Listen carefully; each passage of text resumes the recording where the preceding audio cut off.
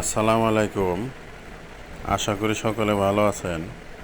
একটা চার্জার ফ্যানের ভিতরে কত রকমের আইটেমের মাল থাকে দেখেন।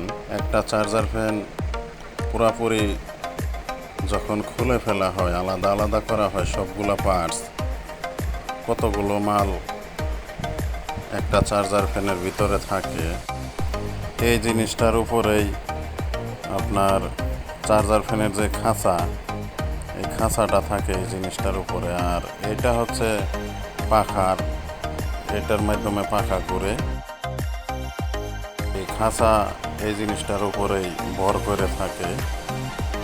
আর খাঁচার এই প্লাস্টিকের একটা আপনার নাট আছে, এইটার মাধ্যমে আটকে থাকে খাঁচা ওইটার ভিতরে। পাখা সেটিং করা হলো। এখন পাখার উপরে যে পেঁচটা আছে, এই পেঁচটা লাগানো হলো।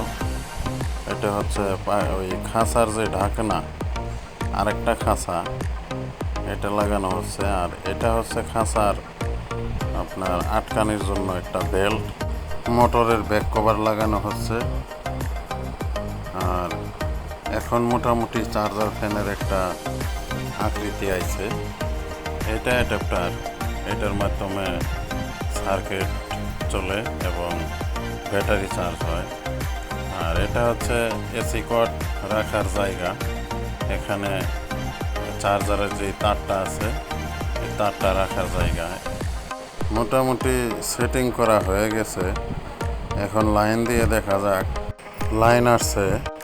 6 ভোল্ট ব্যাটারি সিস্টেম যেই ফ্যানগুলা, কারেন্ট চলে যাওয়ার পরেও এই ফ্যানটা কমপক্ষে 2.5 থেকে 3 ঘন্টা চলে। চার্জার সিস্টেম যত ফ্যান আছে, আমার মনে হয় এই ফ্যানটাই লং টাইম চলে।